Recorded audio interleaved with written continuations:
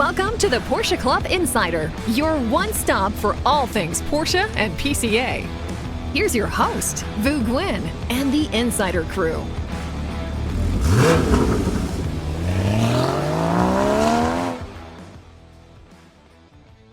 Welcome, everyone. Episode 149. We're here at PCA's national office, and it's a bit of an emergency right now because we might get a quarter of an inch of snow. No, I heard an inch. An inch. Yeah. No, this is serious. This is an inch. Everyone, go get your milk and eggs. I firmly believe the weather in Maryland is sponsored by the grocery stores. But I believe that. You notice they say milk, eggs, and bread, but they don't talk about lunch meat, anything else in between that bread. It's But when just you bread. go, well, just like when you go to Costco for milk, you end up a cart full $500 bill later, right? So that's what they're doing. They get you in, and then During the pandemic is the only time. We've had back-to-back blizzards in Maryland, but the pandemic was the only time I saw people justified in hoarding yeah. toilet paper. Yeah. Well, that's what we're experiencing today. This is actually the first official recording in the new year. So happy Hey. New Year, everyone. Yeah, Happy New Year. Happy New Year. I don't feel any different. You don't feel any different? Well, you've got this cool like holiday Ravens sweater thing going on today. Yeah, I got it. 'Cause Ravens are doing well. It's really a cheap sweater, so I don't know if it's going to last past. I should have worn a Chiefs sweater. Past Oh, the that would have been good. That would have been good. Yeah. So at the Wait, table. did you just comment on a Raven sweater and not on a Nürburgring sweater? Oh, well, how do I know yours? Oh, I do notice yours is a Nürburgring now. I didn't notice it earlier. Deer riding Yeah, motorcycles. It too. came after Christmas. So. I was looking at the little design. I'm like, that looks like the Nürburgring, but I said It's it chunky. probably isn't. And I'm Stan. thinking, is that an outline of Santa Claus or something on top? Stan, we missed the memo to wear ugly sweater. Apparently. Car-related ugly sweater or ugly sweater. Well, I had to wear it at some point before. You meant to have that for the staff party? Is that what? I ordered it a little bit late, but I was hoping it would be there. Okay. Actually, that's But very yeah, cool. officially licensed Nürburgring. You wouldn't have won, so Sweater. don't worry. Yeah. No, yeah, it's too nice. Yeah. It's It is actually very a nice The sweater. girls take it way too seriously. Well, let me do a little bit of admin here. Of course, we want to thank our newly announced Pirelli sponsor. Pirelli is the big sponsor for PCA Insider, so thank you for all of your support. We have at the table, of course, you've heard Manny's voice and Damon's voice, but we have a newbie to the table, a newbie to the executive council. In fact, the PCA's executive council is in town this weekend for our annual planning meeting, which they hold, and they kind of go over the year and kind of figure out what we need to make sure that's at the top of the list to address, and we'll get a little bit more into that. But Stan is joining the executive council at the table as this year's national secretary. Yes. I even took an early flight in to come be with you guys today. Did you get the most votes? Because they would always give us the vote totals. And, of course, we didn't really run against anybody. It was a blank line. But I would notice when I was on EC that the new person always seemed to get the most votes, and I theorized because they hadn't pissed anybody off yet. And usually it was the president had the least amount of votes, and they had the most write-in votes for somebody else, which usually was themselves when the people would write it in. The ones that always make me laugh was the ones who wrote themselves in for every position except president. Oh. I'm thinking, well, if you're going to overthrow a country, you don't say, well, I want to do everything except the top job. Yeah. But, yeah, so you got to look to see who has the least amount of I votes. didn't count. I just. You know what? got a We're phone call going that to said do that for you. congratulations. We're going to do find that out. for you, and we'll put it on the screen for people to see. So I made a note here, votes. Yes. Another bit of admin or housekeeping. Thank you for listening. If you aren't currently a PCA member and own a Porsche, go ahead and grab your VIN, head over to PCA.org and make yourself a PCA member. If you're looking for a special Porsche for your driveway or garage, we have the test drive program. Again, head over to PCA.org and sign up. Now, this particular podcast, I kind of think the theme, because it stands true. It's definitely for the three of us here, but I think it's true also for you as well, Stan, is joining PCA can be a life-changing and rewarding event. I agree with that. If I can say for me, well, I'm not going to go first. I'm going to you're the elder. I'm going to say, you're the elder here. Stan and I are in a unique position from you and Damon. True. And that I started off as a lifelong volunteer. Mm-hmm. You never held volunteer positions. And PCA. before, not real, not a, like a regional. Not a Damon you never held. We probably picked up some cones, but Yeah, probably that's, right. but that's different than actually like being a region president Yeah. or region newsletter editor. I'm always curious to hear how people got involved in a club because I was never the type that got involved in high school. Right. Didn't get involved in anything. I was no after school activities, nothing. And to jump from that kind of attitude, if you will, to where a club where suddenly I was volunteering for everything, but to me it was always interesting how they brought out that spirit in me to help out and That's volunteer. when you to finally do found anything. your passion Obviously, yeah, because And found your people. I'm here. and your people. Now just take a 2 seconds to think about your life, how it would be if you didn't have PCA in it. Like my life would be completely different. Yeah. I have a lot more money, I think. I don't know about that. You'd probably spend it on something else. Right? Our lives yeah. would be completely different It would if be. we won't be a part of PCA. And I think that's what I try to tell people that don't necessarily consider themselves as club people. Because like Manny said, in high school or whatever, he never joined clubs and did stuff like that. But if you have that passion for Porsche and people look at you funny because you kind of take it to the next level that they don't understand, that's why you want to come to PCA, because we get that. And because we get that, we will then sort of understand your other crazy parts of your life, that because we're all kind of cut from the same cloth. And then finally you'll figure out that staying in the club is not really about the car. You love the cars, yes, and we do things with our cars, but you really stay in the club and you look forward to the club because of the people, right? Yeah. No, and it's you're- true. Totally agree. You are a little bit different from all three of us in the sense where you grew up in it. Yeah, I grew up in it. I forget if I told this story actually on the podcast, but my aunt and uncle have been PCA members for a long time. I know my uncle since the mid '90s, I believe, after he moved from England, and so I grew up. He had a 911. My aunt bought a 944 S2, and my uncle he had a Carrera 3.2. Then he bought an RS America. Now he has a GT3. He's been president of San Diego region 3 times. And my Aunt Martha, and that's Keith Verlack, and Martha McGowan, she's been president once. The bookcase that my uncle has is probably bigger than Massive. 2 of Rivals the ours, ones yeah. in our conference room. So it's pretty crazy, in that sense. So with books or trophies? Mostly books, actually. really? Oh, wow. And, memorabilia, brochures. Stuff you pick up along the way. Yeah. Yeah, exactly. Way too much stuff, but Way too much stuff. but we won't tell Keith that. But but yeah, he and Martha, brought me into the club, and I really wanted to autocross. I never thought that I was a club person either. Because I just wanted to go autocross. Who cares about the socials? Who cares about whatever? I was just happy to be driving my aunt's 944 S2. But years later, I realized that I still autocross with PCA as my first choice before I go to, let's say, SECA or the BMW club or any of those other clubs, because I enjoy the people. Yeah. So Yeah. I'm the same way, like autocrossing or DEing.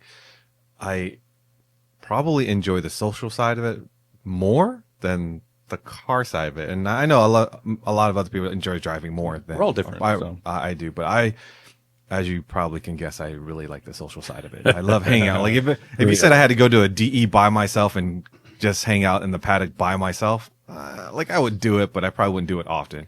But you go with a crew of friends that make fun of you of how slow you are and stuff like that. Like that's just, to me, it's just fun.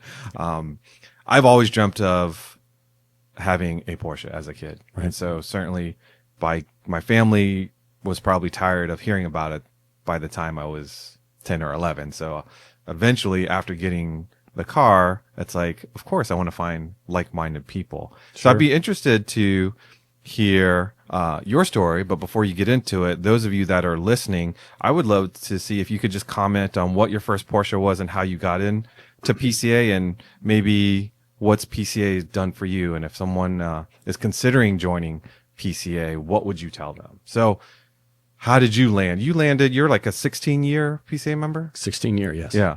Was He's Porsche? young, very young. I know.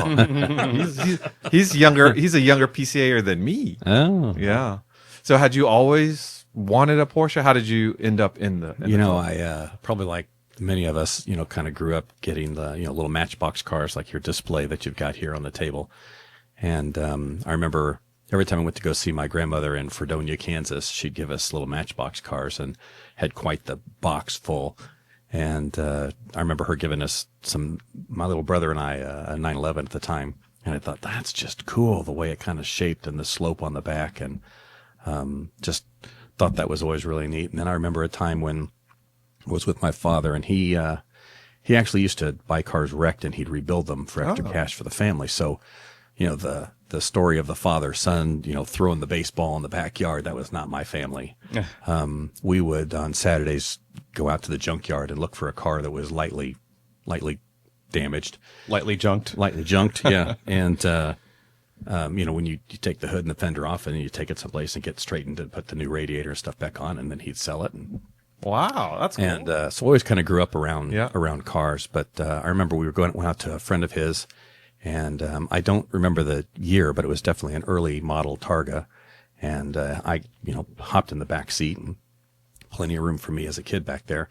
And I remember sitting back there, and it was a fall day, and looking up through the open canopy and listening to the engine and kind of smelling it. And we were going down through this curvy road in Missouri, and the fall leaves and stuff. And it was just kind of like, that's it. That's going to happen one of these days. So I always that seed was kind of planted pretty early as far as getting a car. Wow, that's very cool. Now, did you work on the cars with your dad as well, or?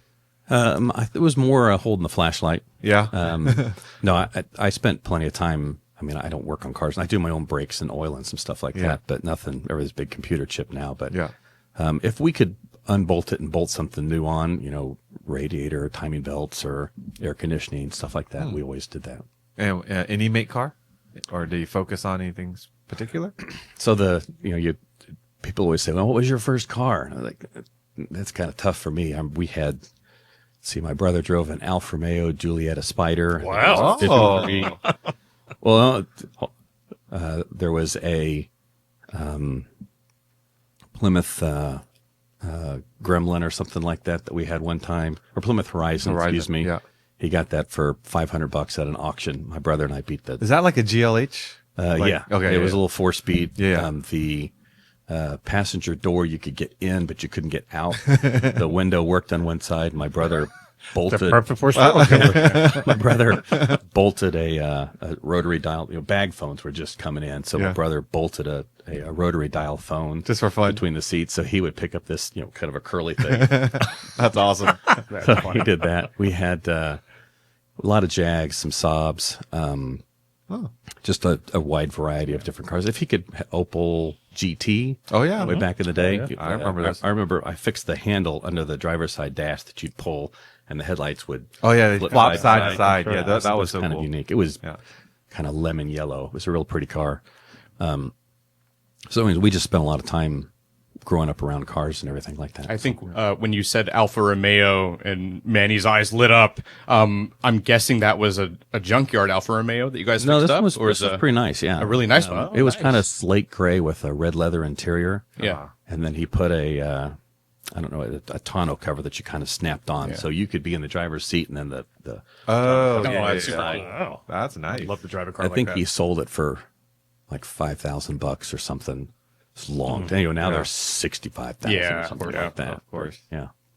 Wow, very cool. Yeah, And so, a lot of what, cars. what was the first Porsche that you got and then got into the club? I purchased a 1988 944 Turbo, and I personally just joined the club because I wanted more information about the car and if I had to take care of it, and I kind of looked at PCA as just as a resource. There's a magazine and website, or it's just some things to go Technical look at. assistance, maybe. Yeah, technical assistance. When I timing belt needs to get changed and stuff like that. So it was more just how am I going to help take care of the car? What it quickly became was something from just something for myself to something my entire family got to have fun and enjoy doing. My lovely wife Deborah has done a couple DEs. She's done some autocrosses. My daughter did her first autocross last year. You look on the calendar, our Kansas City region calendar, and then all of a sudden you're like, oh, there's a drive this weekend. honey, let's go for a drive. And then that's Nice. what we decided to do. So it ended up being, transferring from something that was just for me to something the whole family gets to do. Now, had you joined any other car clubs before No. PCA? Uh-uh. And I'm sure you've had other cars, right? What What others? what other fun cars you've had before the Porsche? I had I think it was a 92 Acura Legend 2-door coupe. That was car of the year. Yeah, Very that nice was cool. car. A 6 But there's not a lot of Acura clubs out there. There isn't. There isn't. I got a lot of speeding tickets in that. Allegedly got a lot of. I like how he threw that in. You've already been elected. You don't have to deny. Votes are in. Yeah, votes already in. Locked Official. in. Official. Okay. You're You're good to go. You're good. Yeah, Acura Legend. I remember those. And that's the thing is, a lot of my friends have other make cars that are very nice, but they are somewhat, I wouldn't say jealous. Jealous is my strong word, but it's cool to have a group of people that can share the same. And there's smaller groups where they're just car enthusiasts, like at Cars and Coffee, which I totally get. But it's just different. It's just different. It hits different when you're around a bunch When of you're people. with your people. Yeah, for sure, for sure. And so your family, how did they take in this like new option of I don't think doing they had. things? I don't think they had a choice in it. I think it was. My kids were small enough. It's like just get in the back seat. We're going to go get ice cream. Yeah. And they just kind of grew up with understanding that dad's. What got a color Porsche was the passion and turbo? Stuff. Guards red. Okay. Still have Guards it? red, single stage paint. No, I sold it. Oh, Yeah. okay.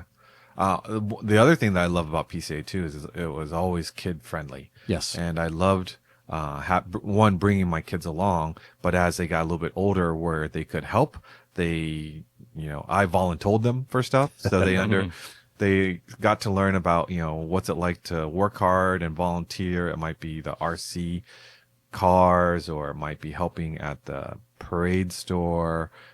They learned a lot of useful, I would say, character traits being in PCA that I think helps them in life today. Like they're not afraid of walking up to people and asking for things, which sounds kind of crazy because I do see people.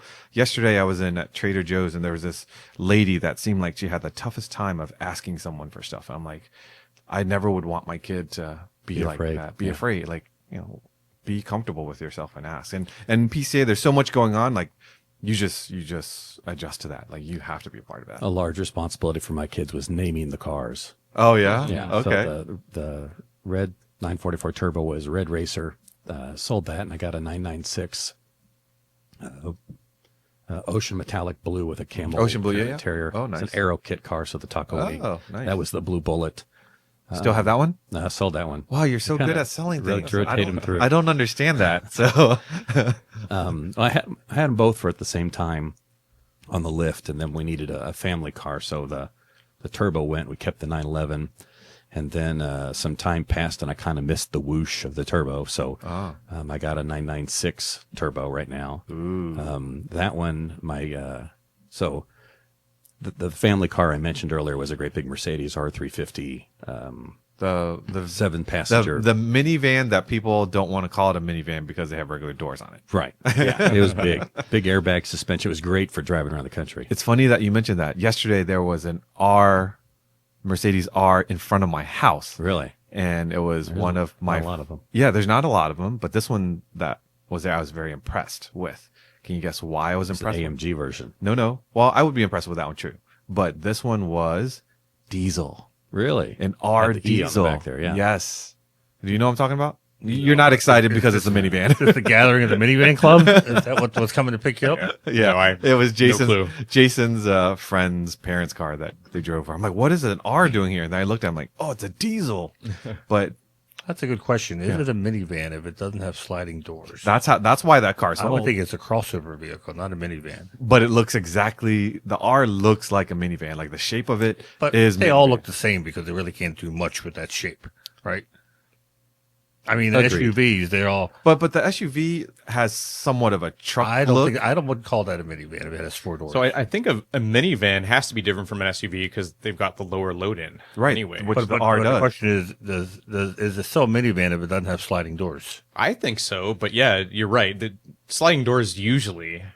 I would say it's not a minivan if it doesn't have. Did the sliding doors. Mazda MPV back in the day? I'm trying to think of The what it did. MPV didn't, but the other one did. Okay, the the little MPV one. was still a minivan. I would call it. back in the day. When Maybe we had a not. minivan. Anyway. My wife. Are we really talking about minivans? My on wife this? traded Let's move on. my wife traded in my Jetta. I was so embarrassed to drive that minivan. We had a Nissan Quest that I used to put the seat back so far that only my fingertips were touching the steering wheel, but my head was covered by the B pillar. Okay, And no one would see me drive. all right. We're gonna He, on end the this. other hand, We're gonna end this talk of minivans. I can get he this is proud going. of his minivan. So the kids, when that one came, they named it Olaf because Okay. it was great big white, and the movie Frozen was out. Yeah, perfect. So the 996 Aero kit was gone, and they knew a white 996 Turbo was coming. Nice. So the girls were trying to name the car, and they go, "Well, how about Snowflake?" There we go. It How sticks. about Snowball? Snowflake. I don't know. So we took the Mercedes and we headed out to Arizona and went to this dude ranch, just kind of a family vacation thing. And one evening, all the guests were around the fire pit and they're starting to play some music, and Riders on the Storm started to play. And they put on this strobe light, and this guy comes around in a white horse, and he's got a white kind of a ghost outfit and a skeleton mask and a big black hat. And then the girls go, "Oh, how about Ghost Rider?" And I like that. Oh, there we go. Take it. So we call the Turbo the Ghost. So that's what you have now. Yeah, that, What year we is got that- that what year one, Turbo and is then a black Boxster. That's kind of my daily driver. Okay. What year is the turbo? 2001. Nice. That's the stock first year. or First year, No. yep. uh-oh. Is it Kansas City stock? Yeah, barbecue holder. No, it's chipped exhaust intake. Mechanic kind of thinks it's kind of closer to 500. Yeah, that platform is so Yeah, capable. nothing mechanical though, right? So it's stock. Yeah. Yeah. It's Unstock. It's Unstock. It's lowered a little bit too. Yeah. So I mentioned the black Boxster. They call that one Boxy, but What year's that one? 99. Ah, okay. Yeah, it's about as stock as it comes. Doesn't even have cruise control on it. Oh wow. Really? No cruise control. That's It's as interesting. base as it gets. But that's my daily, and I kind of call them my bookends. So when I'm driving the black Boxster, it's all of 201 horsepower and 5-speed and mid-engine. You put Yeah. the top down, you go get ice cream with the lovely wife, and just you can wring that one out. They'll go all the way through the gears, and then getting out of that, and then getting into the turbo. That's like I said, 4-wheel drive, 500 horsepower ish. 6-speed, and you can just scare yourself in third gear. The differences are just completely different. The Boxster is fun from about 20 to 80, and the Ghost is fun from about 80 to jail. Yeah. So allegedly. How old is your oldest? Allegedly. Pardon me? How old is your oldest? McKenna is 20, Okay, so she's. 18 and 20. Did any of them get to drive the Porsches? All of them, yeah. Oh, good. Yeah. Yeah. What I would say is, well, let me ask you, on the streets, with rule compliance, law compliance, which car is more fun to drive? I think if both keys are laying there, I probably actually drive the Boxster a little more often. That's what I would say, and people don't agree with me. People Now, think my wife's going to disagree. She would grab the turbo keys every Really? single time. Yeah, she'd rather drive the turbo. I love driving Loan's Boxster on a back road. It is so much fun, and I find myself not doing well. I don't have a car that's fast enough to do crazy speeds, but it's so much fun to drive the Boxster on a back road, and it's a base model car. Well, my car is not exactly base, but Chesapeake stock. What world are you living in?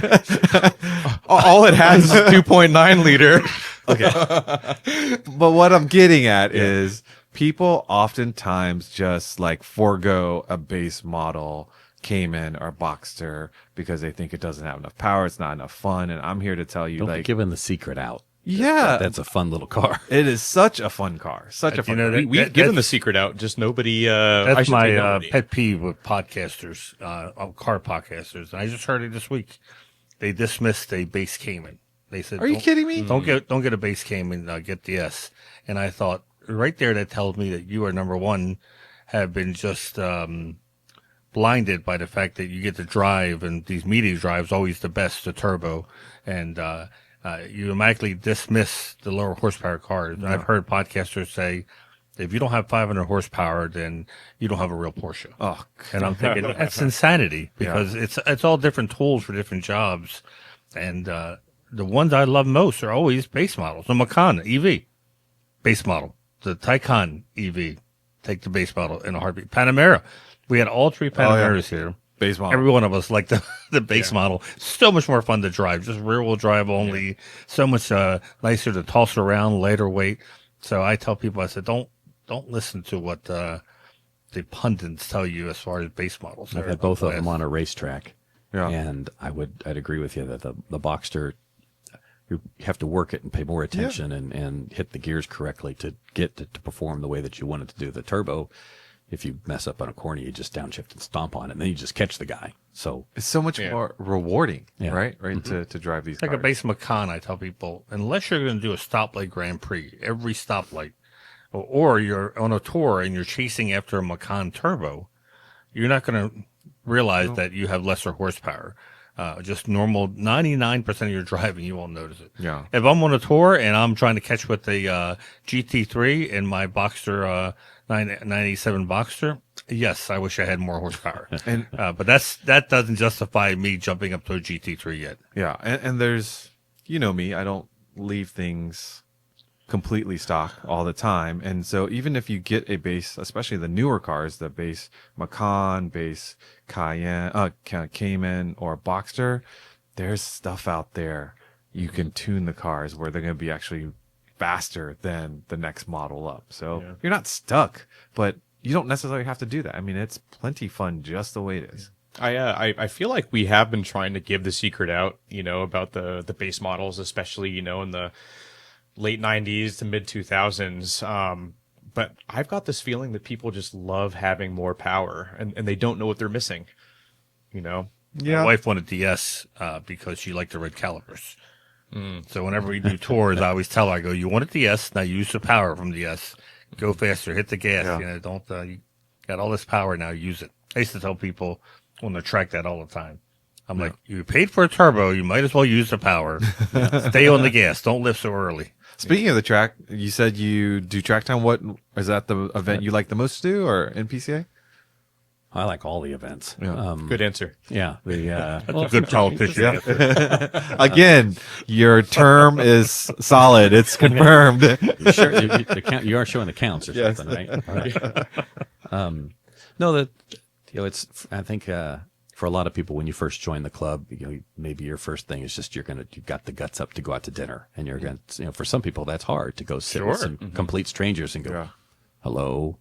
My name is, but as soon as you kind of start to chat and go, what kind of car, and you like the red calipers, it's easy to start a conversation. But I think most people kind of start with a dinner and then they kind of chat with people. Oh, you should come on one of our drives, and they do the drive. And in Kansas City, we've got 5 or 6 different drives that we do. And, sometimes they end up at a winery, sometimes it's at somebody's house for dinner, different things like that. And I think progressing from that, then you can talk to somebody. You ever tried an autocross? It's most fun in a parking lot you're going to have doing 20 or 30 miles an hour. Somebody comes out and tries that, and for me and my progress is a lot of the same. And then decided to go out and do a DE and enjoy that and had a lot of fun. Yeah, there's 2 things when you first join PCA, or even the first time you consider coming out to a PCA event, and that the first word is intimidating. And the second word is assumptions. And both of those, if you can get over it, you will find yourself in a place that is so much fun. And you'll laugh later that, we talk about my friend Peter all the time. He has crazy cars, but sometimes he feels intimidated to come to a PCA event because I don't know why, because he's very knowledgeable. He feels intimidated to be around people that he thinks might have more Porsche knowledge than him. And I keep telling him, like, we don't put a rating on you like an Uber driver that you're only a 2.0 a Porsche knowledge person, and we don't talk to you unless you're 3 and up, right? So, like, forget that. And the other thing is a lot of and I would say more of the younger folks that don't choose to be a part of PCA, they have the assumptions that, yes, the membership of PCA skews towards an older crowd. It's just natural. Cars are expensive. People have been in a long time. Yes, the average age is older than, say, a 40-year-old would normally like. But they have this assumption of what the interaction will be like. Right. At the end of the day, we're all car people. Right. And the person that is 40, 50, 60-year-old, they get just as childish and giggly about driving the new turbo or learning about this, that, and the other, or working on a car. I've been talking a lot recently about my 356, and I'm so enjoying how much data and knowledge I'm learning from the older 356 PCA members that they're sharing with me. Like it's so cool. Cause the simplest things, did I talk to you about the door pulls on my car? And when how do you lock a 356? Do you know how to lock a 356? No clue. Put the key in and turn Beep, beep. Yeah, right. Well, from the outside, honestly, Don't give him any ideas. He's going to install one probably.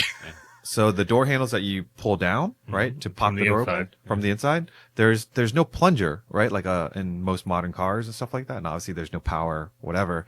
When you turn the levers up, that's how they lock. That locks them. Huh.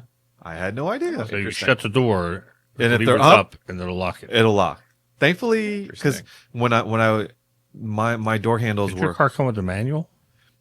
it did, and it probably says it in the manual, but I'm Wants going to to read the confess. manual. What did Rolf say? Read the manual. He likes talking to fellow members about this stuff rather than Yeah, Learn that way. Rolf would be proud. I know.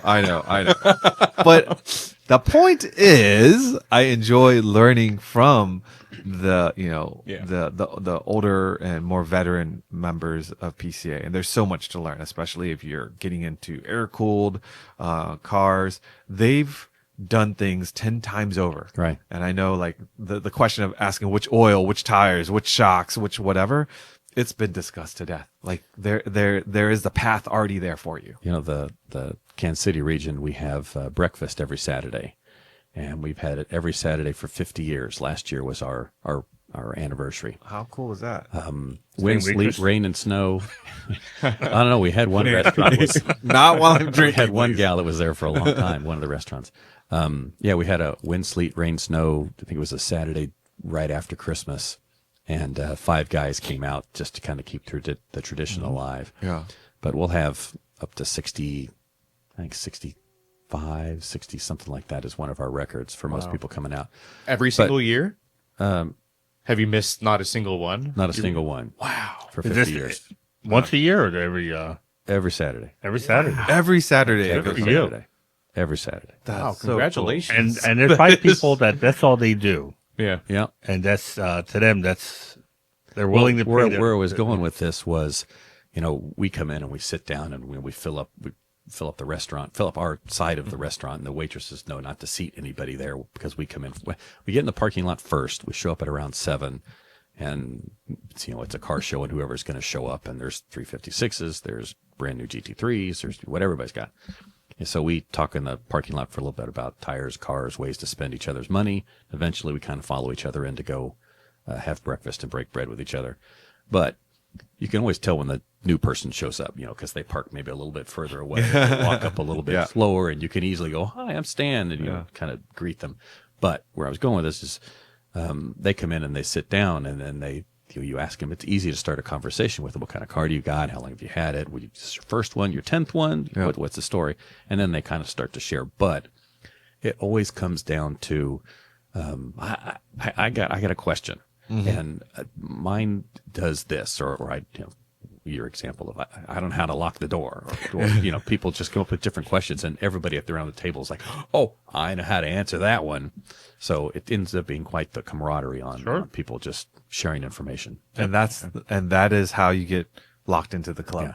As soon as you have that interaction and you realize all these people want to help, they have this knowledge, they want to share it with you, and you're looking at a room full of people that ultimately could be a resource for you. The people will show up on Saturday morning for breakfast, right? And then everybody's like, "Man, you guys, it's 7 a.m. on a Saturday. Why are you guys doing this?" And then they skip one Saturday, then they come back another, and they come back another, and then they've got their chair that they usually sit in, and they go are high-fiving each other when they come in. They're hooked after that. Yeah, and I feel like in more so today, maybe because I'm older, but I feel that opportunity to do something on a Saturday or Sunday is still very much strong in the car community if you put yourself out there to look for it. Obviously, we talk about it all the time here. We've got Hunt Valley. We've got our Burtonsville, we call it Church of Holy Donuts. Like I've been going there since high school. Like Right. the old hot rod guys, they're still there. And it's just every Saturday, and you don't have to make a reservation. You don't have to tell people you're coming. It's either you come or you don't, and you're going to catch probably 90% of the same people every weekend. It's the best place to welcome new members because the stress level is so low. Very low. I always tell people the worst place you can have a new member party is a member's house. Because that new member is probably not going to feel comfortable going to someone's house they don't know. A dealer's great location, because odds are they've been to the dealer before. Right. If they don't like anyone in that region, they can talk to the person they know at the dealer. They can look at the cars and leave. But Cars and Coffee is even better because it's out in the wide open. If you don't want to talk to anybody, you don't have to. But in most Cars and Coffees I've been to, Porsches tend to park together, or the makes. And sure enough, we'll get people that park at the Cars and Coffee I go to, and we'll notice right away. Like you said, they're not regulars. Right. And we'll say, hey, what year is your car? Start talking to them. Easy And conversation. then it's like, are you a member of PCA? And if they say no, we're like, oh. They'll say, are you guys? And we're like, yeah, we're all members of this. Or they'll hear us talking about a tour we did the previous week, or the tour we're going to do the next day. And they're like, oh, what's this tour? And, we tell them about it. And sure enough, by the next week, they're members. The thing that always interests me is the next step, which is volunteering. How you get, because going back to my case, I never volunteered for anything. And, I certainly never wanted to be president of my region, but 3 or 4 years after joining PCA, I was president of my region. It wasn't because I was an ambitious person. It was because, after about a half hour going around a table, I finally gave in and volunteered. Peer pressure. I always tell people my career at PCA summed up with the fact that I could never say no when someone asked me to do something. It wasn't that I had a goal or a desire to reach a certain level. It was just, hey, be zone rep. Sure, sounds pretty fun. Be secretary. Yeah, what the heck? And I thought that would always be my last thing I would do, not thinking, well, that secretary is my foot in the door to become president. Never thought that way. Now, you two are part of what I call a rare breed, and that rare breed is being super volunteers. Everyone knows finding volunteers for any industry these days is difficult, just with the amount of work people have, how they're tied to their phones. And, I remember back in the day when my dad got home at 5 p.m., like from 5 p.m. until the next day, it was his time. He could mow the lawn, he could do hobbies, he could whatever. But now that's not the case for the modern family. The parents come home and they're still kind of working all. Right. And so Or you got kid stuff. or you got kid whatever, stuff. yeah. And so the number of hours you actually have reserved for potentially volunteering is very, very small. And our club runs on volunteers. And so thankfully at the region level, you still have this level of commitment from volunteers, but committing at a region level is a lot. But transitioning to volunteering as a super volunteer and going into the national level, like that's another step. So back to what Manny was asking, like, when did you fall into this? Or were you like him and just happened to not be able to say no, or were you voluntold? Was at breakfast with, a bunch of other folks. And we'd finished in the parking lot. We were headed to go in. And a very good friend of mine, Ray Stiebel, who was on the board at the time, actually was on Kansas City Region's NOMCOM, kind of tapped me on the shoulder and says, would you ever be interested in holding a position inside the club? And he offered me one of the director positions. And kind of started from there. And the director position, at least in the Kansas City region, is pretty easy. You show up once a month to the meetings and you vote yes or no, and that's kind of about it, unless you want to do anything extra. Mm-hmm. And then it kind of goes from there. If I'll show up to the autocross and I can stand up some cones, no problem. And, just doing other events like that. But, director for 4 years, and then newsletter editor for 10. Award winning. Yeah. Let's not forget that part. Award winning. I think I remember seeing some of those covers in the past. Well, if we're being real technical, 10 years in a row, Oh, wow, that was quite the flex. Well, and two of them, the Betty Joe Turner. Wow. There you go. Yep. But anyway, Put Rob nervous here. Yeah, actually, I have to say, if I'm remembering correctly, Kansas City region, the website's amazing. that would be my lovely wife. Amazing. Deborah. Yeah. Amazing twice, right? Yeah. And yeah, your newsletter covers are always thank you. amazing. Yes, well worth the bell. Absolutely. No, it stands out. I remember the website, because website judging a couple years ago. Okay. So, Yeah, she's a very Stands talented out. lady. I'm a lucky man. yes. So you become director. Then Become director, and then I kind of relaunched our social media. And like I said, Deborah does the website. I did the newsletter, and then got asked to be vice president and then president. And like all the other presidents, you go to your zone president's meeting, and I met Julie Bailey. Oh yeah. Wonderful gal down in Wichita. Absolutely. Past zone rep, and she and I got along great. Wichita's not too far from Kansas City.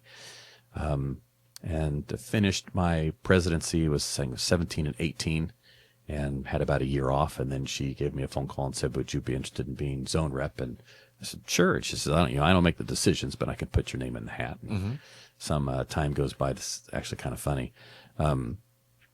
Nomcom had talked to me 2 or 3 times, and I kind of forgot about it. And I was driving home one day, and my phone rings. And well, I don't recognize that phone number. So I go ahead and answer it. And it says, "Hi, this is Tom Gorsh." I thought, who? Oh, there's a backstory to that one. And he goes, "It's Tom Gorsh with PCA." Yeah. Who? At least twice. Okay. Tom's not going to hear this, is he? Oh, He's used to it. he's used to it. That's why we laugh, because he's so used to it. But and then he says, "I was calling you about the zone rep position." It's like, "Oh, okay." But it was one of those things like, when you're in church and you see somebody, "Oh, how you doing? Good to see you." And then you see him at the grocery store. And you go, Yeah. I have no idea who you are. But it's great to see you. Yeah, but it's great to see you. Yeah. So it was one of those situations. But got asked to do be zone rep, and did that for my 2020 was my first year as zone rep. So didn't get to go see a lot of regions. We did some Zoom stuff like the rest of the world was trying to figure out how to do. But zone rep, if you ever get a chance to do that, was a lot of fun. Honestly, getting to go and visit different regions and see how they do a Christmas party, or how they do their, Nordstrom region's got a great race, and there's Run for the Hills up in the Montana area. Just, there's a lot of different things that go on. One of the interesting things about being in the club, at least for me, and I think this rings true for a lot of us, is when you meet members in the club, very seldomly do you ask them about their profession. Like when I first met Manny, we knew each other for years. I had no idea what he did. Right. All I do is he's got this club race car. He's got this 914. Dude, I don't know what he does for a living. But I am curious with you and your wife in the sense where when you volunteer and you take the newsletter and you take the website to that next level, is it because is that part of your profession, or? In a distant background, my background's originally in advertising and graphics design. So Okay. Makes sense. I did have a leg up heading towards that. Okay, which is great. If regions have the opportunity to bring on a volunteer that has the expertise in that particular, that's gold for a region. So My wife kudos. specializes in benefits communications for some of Kansas City's largest companies, and she produces a website so the employees can go see their benefits. And then she also does a lot of conference websites for the enrollment and or not enrollment, but registration, and then which event you're going to go to there and stuff. So Very cool. Very cool. And I'm assuming PCA was the first club of any kind that she joined as well? yes, Okay. yeah. And And the family didn't get a choice; they just came along, with me. But she's very active too. Oh yeah, she's very which is active. very cool. Yeah, Yeah. and I know I said it earlier with I joined for myself and it became a family thing, and now we've got some lifelong friends that I believe that will just we enjoy going out to dinner, even if it's not a PCA thing, and she's got her girlfriends and they go out and they celebrate lunch together, they'll go have a Christmas party together, and Again, it's much beyond just the cars. Take 2 seconds. If you took out all the people in your life that were through PCA, I would say that would be most of the people I hang out with. I'd agree with that. Yeah. Yeah. Oh yeah, that I want to hang out with. Coming off the holidays, he remembers who he does and does not want to hang out with. So, I mean, I got a group of friends who we meet now. We meet every Saturday morning and every Sunday morning. For cards, we call it cards and coffee, but it's more coffee right now because it's cold outside. But we'll talk for sometimes 2 or 3 hours on Saturday, and then we continue the conversation on Sunday.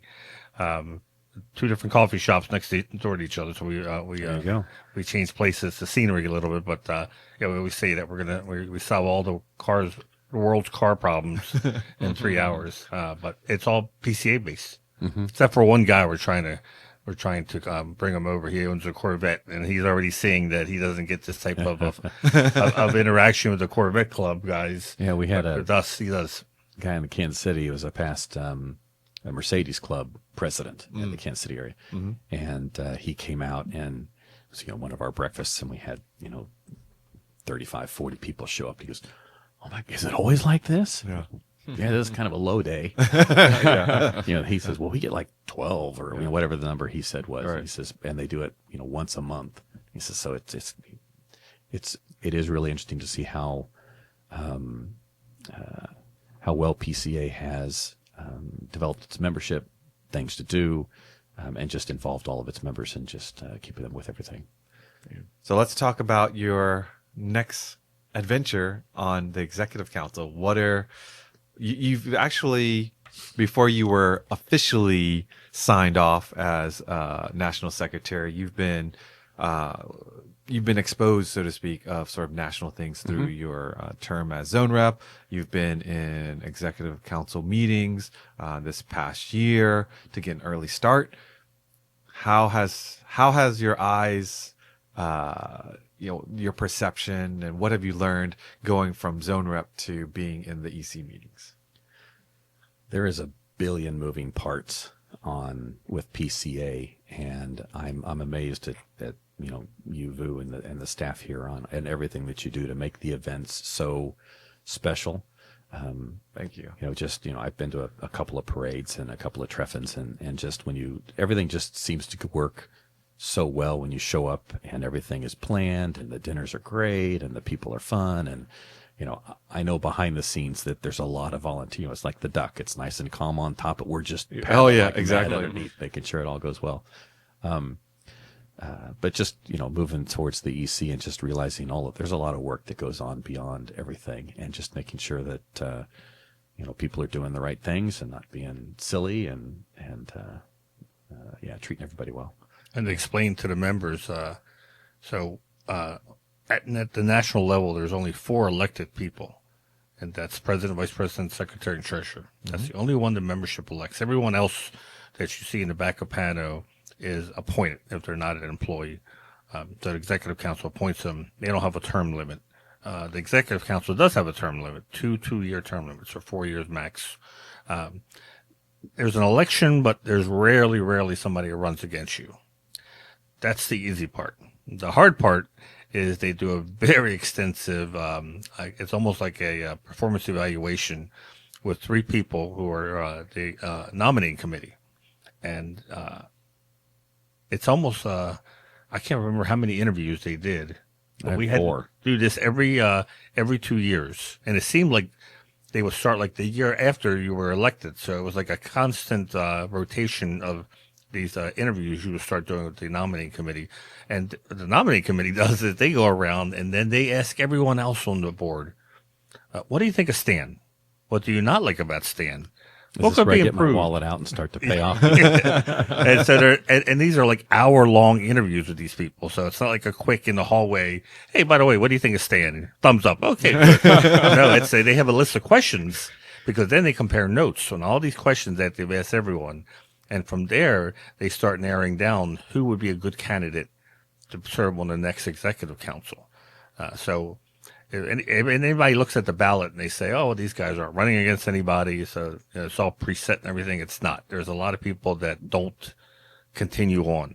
And it's not necessarily politics. It's really because the NOMCOM has a lot of work in front of them to see what challenges they think the club is facing from what they've been told from different members of the board, and who's going to be best to be able to take on those challenges. So it's there are a lot of people I know that never made it to the executive council that wanted to, and it was really hard to say why, because they were very smart people. But I, would explain. I think at that time and place, they were looking for somebody else. So No, that's how it worked. the average PCA member, myself included, before I really became a part of this office here, is most people don't understand how complex PCA is.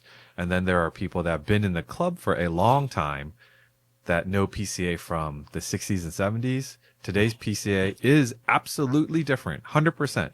They may not like it, but it is. The world has changed, and the size of PCA, the member benefits that we provide to our membership is different. And as you move up the ranks, you just get more and more exposed to realizing how hard, as you said, the ducks are paddling underneath. But I'm so very much appreciative of volunteers like you two over the years that have been able to guide the PCA ship in the right direction, because just like what you're doing here with the EC this weekend is, yes, we have our day-to-day fires that we have to put out, which most members don't even know of. But That's the goal. Yeah, that's the goal. But what you're doing this weekend is really charting your course for 2025, 2026, 2027, because we have to decide. Yes. Where is parade? Where is there going to be this? Where is there going to be a special committee? Like, we're thinking years and years in advance. And there's other clubs that don't have that luxury. They are probably just putting out the fires day to day. And unfortunately, when you realize that something, I'll put it out on the table. I think Jim will make an announcement at some point officially, but yet again, PCA has grown in membership at the end of 2024. I don't know that there's any car club out there that can say the same thing that has positively grown in 2024. And we have done so for well over a decade. I think it's probably 12, 15 years. I can't remember the last time we dropped year after year. And so coming back to the whole volunteer side of it is, thanks to you all, this club works. And thank you to you all for taking it to the next level, to do the hard stuff. Really, it really is the hard stuff. People look at the executive council and sometimes they only say, oh, well, they got to sit at the front table at the banquet, or they got to make speeches, or they got to go drive something. Yes, all cool. But that is the 1% to 2% of their time for the year. The rest of it is really roll up your sleeves and grind for PCA. And let's not forget, Stan has a job on top of all this. And a family. And a family. Thankfully, the family is agreeing to do the fun stuff in PCA. But if you don't have a supporting family, imagine how tough that is. So Annie can relate to this. The amount of email that has been coming in. Oh, yeah. And Zoom calls or just conference calls. Like I said, there's a billion moving parts, and for every part that's moving around, there's going to be an email thread, and then a phone call, and then a Zoom meeting, or an in-person meeting to discuss what the implications of that, what's going to do next, and what we have to do to make sure that doesn't happen again. Yeah. And part of our success, and I can include myself in this, is part of our success in PCA is because we have the support of our significant others. They probably do mind, but they don't complain that we are on a conference call from 8 p.m. to 12:30, 1 a.m. Right. And then the next day it's like, okay, we're going to go. Yeah, but I got this thing I got to make a call, or I got to go to, or whatever. And without their support, it wouldn't work either. I'll add to that. My lovely wife, I've said several times, she is now the president of the Kansas City region. Oh, she ultimate nice. step up. Wow. So we won Family of the Year back at 17 or 18 or something like that. And the statement was the Thorns were all in. Yeah. That was a true statement. Absolutely. So along with that, any advice for those considering to volunteer in PCA? The Nike slogan of "Just Do It," I think is kind of corny to say, but it really does hit true. If you just go out to some event and if you just go to the autocross and say, yeah, I can volunteer to turn up some cones, and you're in there, you standing out there in the weather with some friends, and you can just make some lifelong influences there, and just spending some time with more people is important. But just doing it and raising your hand and say, yeah, I'll go. There's not a sweeper for the drive. Yeah, I'll be the last person, and I'll just kind of herd the sheep if somebody gets off, and if your social chair and go, yeah, I'll go look at the restaurant first before we all go there. There's a number of different ways that you can help out. Just do it. I would tell you, as 14 years on the EC, you're entering your first, is have fun. Remember, it's just a car club. In the end, that's all it is. I used to say, we're not curing cancer. We're not doing anything miraculous. We're just a car club. We're here to have fun and hopefully encourage other people to have fun. But when it stops being fun, that's when you know it's time to step down. It's hard for a lot of people to realize that, but burnout does happen eventually. And thank God we have term limits, because some people don't realize when burnout happens. But just have fun. My best memories on EC was a lot of times the social stuff we did, the dinners, and the fact that I'm friends with so many members of EC that I work with, I think says a lot that we did have a good time. We accomplished a lot. We always had the best interests of the members at mind. But remember that there's going to be people who don't like you, disagree with you, send you hate mail. But I always looked at percentages, and I said, how many complaints have we gotten versus really how many members are in the club? One complaint doesn't make a policy decision. No. Once you start getting a theme of a lot of complaints, that and I also learned to stay off the forums. Because with forums, people can hide behind usernames, and I'm convinced that the forums are not indicative of what PCA is all about. I went to events and talked to members at events to get their opinion on different things, and mentally was much better than you had these keyboard cowboys who would be on the forums who would never come to an event but make decisions or assumptions on PCA based on what they read, and that's going out to the field, going out to events, talking to members. That's, I found, the best way to. And we made some policy changes based on what we found out by talking to different members around different regions. A lot of members would never realize that what they do in Louisiana is different than what they do in Washington State. Yes. And so you have to take into account. Neither one's the right way to do things, but there's two different ways of doing it. And so when we would set policy, we'd have to remember that in San Diego, they do a driver's ed in a parking lot. Holy cow, that's insane. I've done one of those.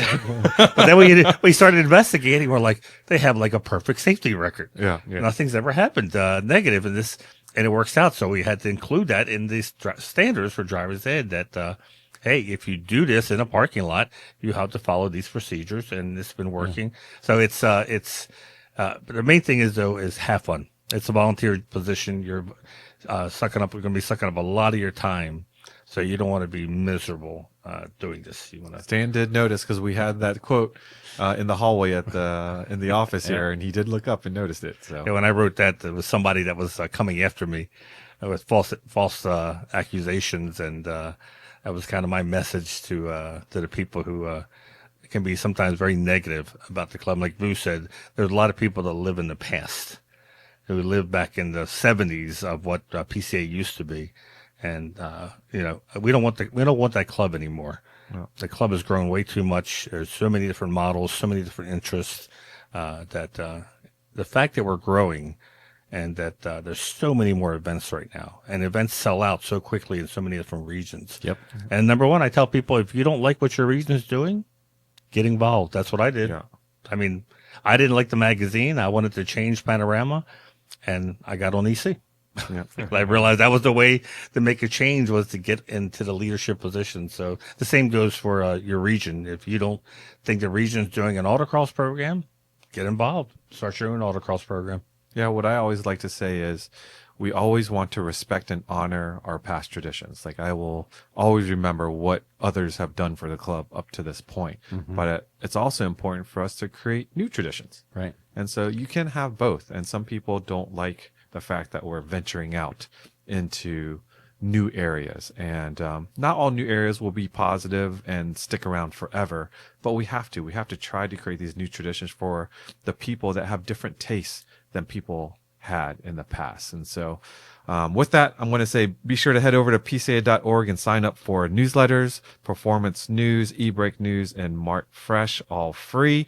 And this has been a great conversation, and it's gone by, as I told you, it would real quick, go by yeah. so quickly. But we do have a few. Not as quick as your meetings are going to go by. Those are coming along. So first up on Porsche news, it's about Jacky Ickx. Yeah, he's celebrating, was it 80th birthday? And I swear to God, doesn't look like he ages any. He is, for those who don't know, Jacky Ickx is probably one of the most iconic racing drivers out there. He's driven everything, Formula One, sports cars. I think he won 10 or 12 Formula One races. He's a master wet weather driver. He won several Le Mans, which the 936 and the 956 are his most famous rides. But he is being honored by Porsche for being 80 years old, and I think I'm going to write a tech tips highlighting some of his accomplishments with Porsche. If you went to Rensselaer Union, you got to see our president Aaron interview Jacky with Brian Redmond, and he is still full of stories. In addition to stories, what would you say is, like, what's the curve for someone that drives as he did or does? Like, is there a level or a certain age where your driving skills level off, or you don't drive at that level anymore? Like, I see a lot of people in our region that You're are asking older. for a friend. He's wondering as how long does he have? Damon's been beating you now for several years, and you're I'm just wondering, is it just natural progression that I'm plateauing, or are there people that still drive at that level for till they're 70 or 80 years old? I mean, I do see some older drivers in our club that are incredibly quick still, so I have hope, but at their level is different. I mean, Paul Newman was 75 when he won his class at Daytona. Really? Sure. And he wasn't the fastest driver on the team, but he did his part in keeping the position, not wrecking the car. Mark Martin did a big part of the driving, but the fact that he did what he was supposed to do, that says a lot. To be 70, I would love to be 75 and being able to win my class. I think Manny's saying surround yourself with faster drivers. Sure. No, you see Walter Roll on the Nürburgring, right? Yeah. And he's got to be up there in age, and he's still smokingly fast. Well, the more important thing is, like a Walter Roll, is what he can do is tell the engineers what the car needs, which maybe someone younger is still developing that skill to be able to, because it's great that you drive fast, but if you can't interpret what improvements the car can have made to make it even faster, that's kind of tough, because they're not just looking for someone to set fast as lap times, and that's even true with professional drivers. They've got to be able to communicate properly, and that sometimes comes with experience. But look at Patrick Dempsey. He came back, and he was a little bit rusty in his first couple of races, but he came back up to speed, and I think there's a place for everyone. Formula One is like the Olympics, what do they say? Like gymnastics, you're done by the time you're 17 or 18. Yeah. It seems like Formula One, it's tough to, Alonso, as great as he was, struggles. Yeah. And we'll see what Lewis Hamilton does with Ferrari. He's going to get Adrian Newey on his side. Let's hope. I would love to see him get another world championship, but it's, at the top, sure, you're going to lose at the top, you're going to lose some of your edge. But you're not beating Damon because you're not out there enough. That's why. It's not your age. I'm pretty sure that's what it is. That has to be it. So somehow what we need to do is convince Pirelli to make a Super 200 treadwear tire. Isn't that what the Trofeo RS is? That is a track tire. So the tread wear is too low to be competitive in some of the street classes. Ah. So let's make that our pet project for this year. Okay, Yeah. there's the request. I'll keep mentioning it. Let me know how that goes. Drop the You just have to show them that there's a market that a few thousand of them will be sold every year that they make the run. I think they would, right? Yeah. The old That'd guy be cool. tire. Yeah. Well, more tires, the better. is Hey, the way I think, so. they brought back classic tires. Yeah, And yeah. what's the volume on that? So it's just Yeah. it's just supply and Yeah. demand. Yeah, and more cold weather. Your tires are great when it's hot. I'm just thinking more like But spring and fall. Spring and so- fall, they're terrible. Yeah. It's not me. I mean, they Yeah. really have a lot less grip when they're cold. But Yeah. when they're hot, they are really good. Really, really good. All right, and the next news item we have has to do with the Macan. 5 stars. 5 stars. So this is the European version of it's NCAP, which I guess it's like the National Highway Safety Institute when they did Similar. their crash testing. Yeah. Yeah. And so I got a 5-star rating, which I believe is the highest you can get as far as safety and testing. So that was a pretty nice. I've been seeing Shot in them the arm. around here in Maryland, me too, a the little newer bit. Macans. That's funny. The picture. I have a picture of the heads-up display, and that's not the heads-up display I remember when I drove it. We should probably talk to PCNA now that the cars are really on the road now. Hopefully there's one that we can have one here. Yeah. I'd like to drive and experience it. You're the only one that has driven the new Macan? Yeah, the new Macan. And you liked it. I liked it until when I was in New Jersey and we ran it head to head with the Taycan rather. The rear-wheel drive Taycan you liked more. Oh sure, I mean I mean that's a sports car and version. in autocross the Macan EV felt lumbering. Oh, okay. But that's also when I went back to back with the Taycan. Yeah. So they wanted to sell more Taycans. They did a great job because it was a huge difference. But like when we drove it in Germany, it was a beautiful car. Yeah. It was, no lacking of power, even with the base model, which was rear wheel drive only, which I was glad it was raining when I drove it because I wanted to see how does this car do on the Autobahn in the wet with just rear wheel drive. You wouldn't be Solid. able to tell. It was perfectly solid. No, And for those No wondering issue at about all. the Euro NCAP test, it's not the same as what we do out here in the U.S., but, if it gets a 5-star there, it's going to get a really good score here as well. So no, but they do a lot of a lot of the crash same. testing. Yeah. Yeah, a lot of the same, but it's not exact 1-to-1. Stan, have you driven in a Porsche EV yet? Have not. Have not. Okay. So we got to make sure we get you behind the wheel of one. I have no objection to trying that. I've only had the opportunity to experience Taycans, which I've done street and track. And I think I've said it before, on track between me driving a Taycan Turbo and a GT3, I felt like I was faster in the Taycan. I'm sure the GT3 was more capable, but as far as power coming out of corners and just point and shoot, man, it was incredible. Yeah, well, I would love to try as a long distance trip. Maybe we can get one for Works.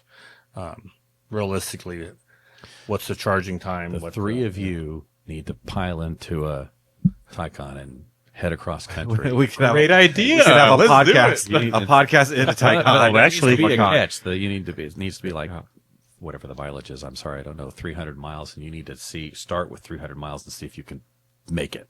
We should do a podcast in a Taycan. Okay, maybe we did we do that. Well, storyboard we it. didn't do a podcast, but 4 of us, it was you, Bogdan, you and I, and the Taycan Turbo at Talladega. Oh, we did do that. Yeah. Yeah, well, we only went, there to go see the other cars. But that also, we did take it down to 3 miles, right? Yeah. By the time we got back to So we're Buc-ee's. in the Yeah. banking, and he's leaning over, not looking at the speed. He's looking at the battery life. Yeah. And I'm like, please let these battery life indicators be accurate. yeah. Because we had 7, and then we had 3, and then as we pulled into Yeah, we Buc-ee's, made it. And I still don't know what happens when it loses all of its charge. We could have found out that Just day. lock up brick. I don't know. Yeah. I'm it's guessing probably it would, right? It's probably gasoline. They probably have somewhere reserved. Like a reserve when it But hits then what zero. if you go past that point? Does it just stop? Oh, we just go into Buc-ee's and buy some AAA batteries. Yeah. All right, let's get into upcoming events. We have Works Reunion Amelia Island, March 7th. Judged spots are sold out. We still have room in the corral. And for those of you that might have a Porsche-related business, we have a few exhibit spots available. So if you're interested in that, reach out to us. We have Trefn Homestead. That is April 30th through May 4th in Hot Spring, Virginia at the Omni Homestead Resort. Registration for that opens February 5th. We talked about Porsche Parade Oklahoma City before, and that's July 6th through 12th. I'm sorry, I'm chuckling because so you know how once in a while you come across like a reel that you didn't intend to watch, but somehow it came up on your feed, and I think it was related to Oklahoma City, but it was a band. You know those reels where they do "Where Are They Now"? Color Me Bad. If you remember Color Me Bad from the 90s. I don't. Oh my God. No, Color They Me are from Bad. Oklahoma City, Oklahoma. What did they sing? You'll look it up and you'll chuckle. That's the name of the band? No, Color Me Bad is the name of the band. Call Me Bad. Oh, Bad with two D's. Yeah. And their number one song is I Want to Sex You Up. Wow, they are like 80s, 90s, 90s, excuse me, 90s. They 90s, like two early 90s. George Michael lookalikes. Yeah. Anyway, sorry, didn't mean to go off script there. I mean, We could bring. I would we like could- that instead of Charo. we could bring them to the one of the banquets parade. Sure. Unfortunately, the update said they all split up. So and they're suing. they each all other. get back together when they need money. They all they had to give up. One of them sued for the rights of the band name or something like that. Anyways, Trefn at Sea, our 70th anniversary cruise going out of New York, August 30th to September 6th. Registration for that, you can book that through Princess. It's already open. We have over 850 people registered for Trefn at Sea. Latest video drop, which is doing really well, and it's quite a basic video. Yep, 987.1 Boxster oil change, DIY oil change with a Goldmeister certified Porsche tech, Peter Smith, doing the oil change. So if you watch it, you know you're doing it right, or if you follow what he does and his directions. Something to note about the 987.1 Boxster oil change is that it's very similar to a 987.1 Cayman oil change. And I'm guessing it's probably fairly similar to all those late 90s to mid 2000s water-cooled cars. You can kind of get an idea of what it's like Sure. to change the Yep. oil on those. But Yep. yeah, cool video. We're going to be, I think, doing some more oil change videos since it's good evergreen content on a bunch of different Porsches. So check that out. And then the next video, something I'm excited about now that it's the new year, I feel like I can start fresh on this video, is the BB Auto 911 Hybrid. So hopefully that comes out, and by the time you hear this podcast, it'll be out. But if not, check back a little bit later in the week. All right. Let's see. I want to make sure to give a plug for PCA Sim Racing, which we will also have. Princess Cruise Lines will be bringing PCA Sim Racing aboard the 70th anniversary cruise. But if you want to get racing before that, just head over to PCASimRacing.com. Learn to set up your rig and then figure out if you want to do a beginners, DE, or actually start racing. They'll show you how to do all of that. If you're looking for PCA Insider swag, PCA's webstore.org, you can get bottles, mugs, t-shirts. And if you're looking for Insider decals, just send us your address information to podcast@pca.org, and we'll send you a set of decals for your favorite toolbox or wherever you want to place the decal. Anything else before we wrap up? Did you see the one comment from the listener who wanted the decals, and he said he listens to us during his bike rides? Say that again? He listens to us during his bike Oh, rides. yeah, I did see. Yeah. I thought to myself, that's the closest I'll get to riding a bike. And Well, we could get you out there. Yeah, no. A short trip. Well, Stan, thank you for joining us today, and Thank you for the invite. we have a long week ahead of us, lots of stuff to cover. But as I said earlier, thank you for what you've done for PCA, and I know you're going to do a lot of great stuff for us in the future, and we're going to have some fun while we're at it. I hope so. It'll All be right. good. All right, folks. Thank you for listening. If you aren't currently a PCA member, grab that VIN, head over to PCA.org and get yourself set up with a PCA membership. And those of you looking for a Porsche, we've got the test drive program. Remember to follow our podcast Instagram page, behind the scenes photos and videos, Porsche Club Insider, all one word. Send us a message at podcast@pca.org if you have any questions. We always love reading your comments, so do that. With that, until next time, stay safe, and we'll catch you down the road.